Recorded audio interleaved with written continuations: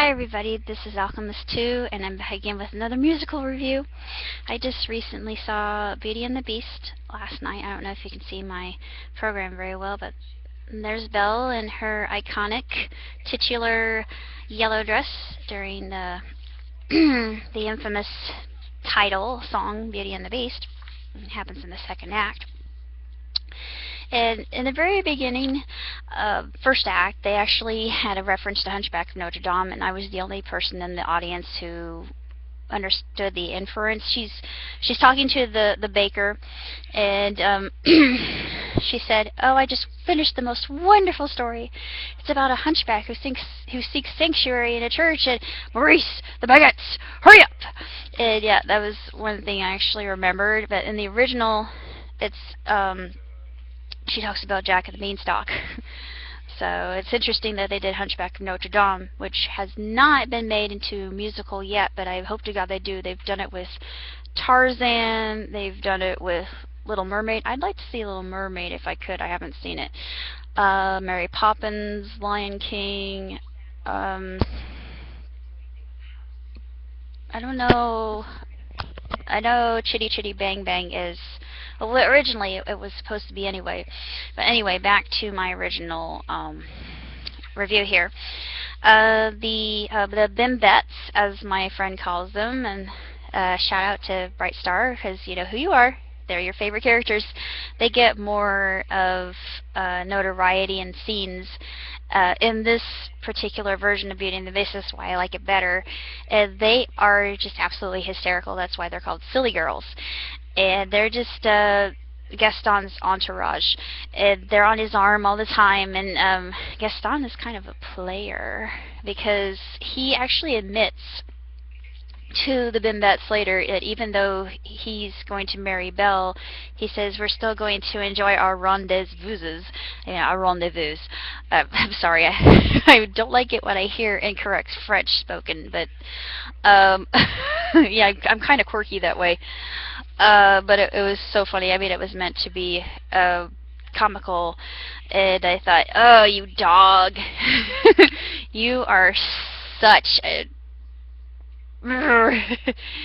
yeah, I'm not even gonna say what I'm gonna say there, but basically he is. And two other characters that get actual names are Babette, who is the lusty little French maid. I always loved her because Lumiere's always been one of my favorite characters. I think I've got a little bit of him in me, because I'm a hopeless romantic like he is, and I'm optimistic, and I'm also what is it? I could be kind of eccentric. Let's see. Though I think I would definitely be Belle because I love books, and I'm a woman who can take care of herself. I don't wait for my prince to come and rescue me. I don't need a prince to come and rescue me, for that matter. And I think I actually can relate more to Belle than maybe even more of any of the other characters.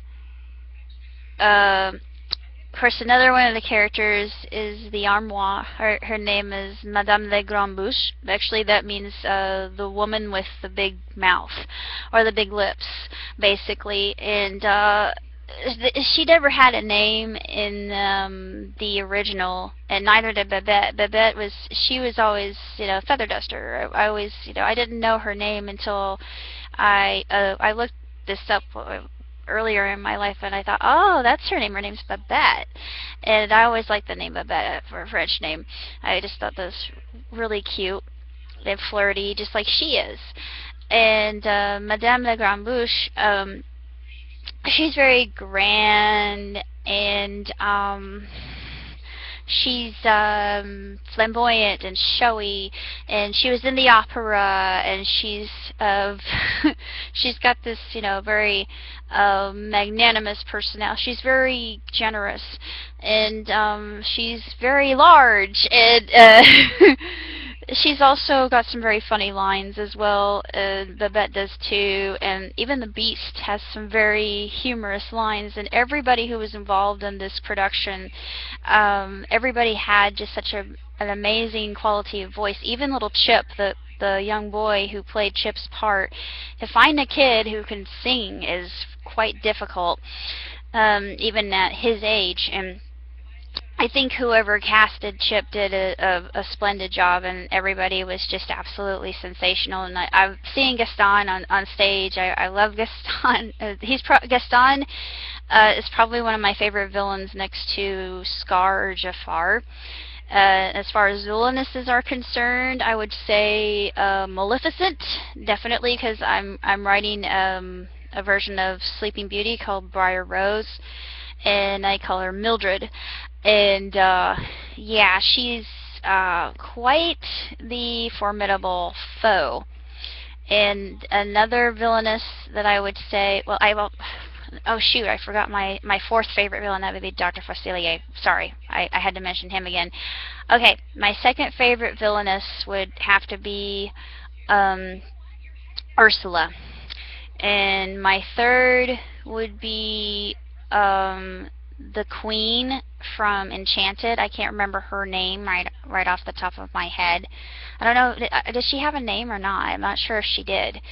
And then I think my fourth would have to be Cruella de Vil. Definitely. I just have so many villains and villainesses I really like that, those are my tops.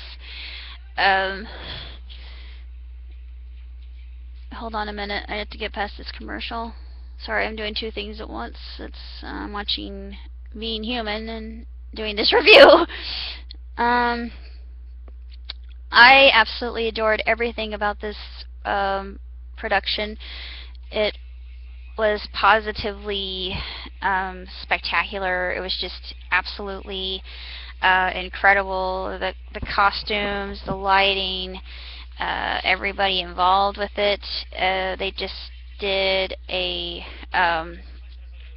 unbelievably good job.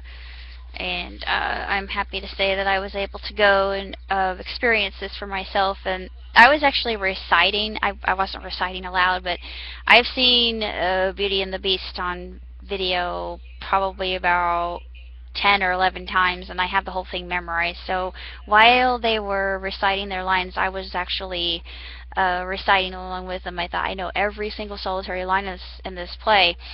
And it kind of scared me a little bit that I did, but after you've seen a movie that many times, it sticks with you. And it's one of my favorite Disney movies, other than Hunchback of Notre Dame, of course, Lion King, Princess and the Frog, Enchanted, Tangled. I haven't seen Frozen yet, but I'm hoping that I do.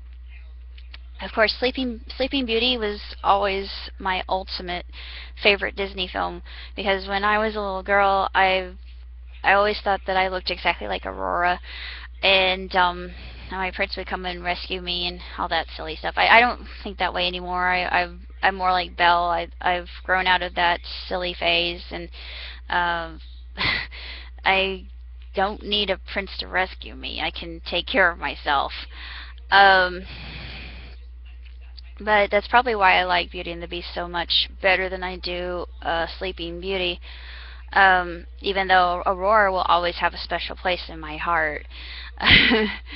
And because I love the music of Tchaikovsky. That's why I love Sleeping Beauty so much. Beauty and the Beast is it's a classic story. It's wonderfully told, and just everything about it on the stage is so much better than the actual animated feature, because there's just so much grander, and there's just so much more enchantment to it that just makes it absolutely incredible. It just even LeFou has more lines, and I always liked his character because he has a lot of comedic pratfalls that he does that are absolutely tremendous, and seeing that was very enjoyable for me, because it just reminded me of burlesque and vaudeville. Yeah, I'm Lord, but It just is one thing that really made me smile quite a bit.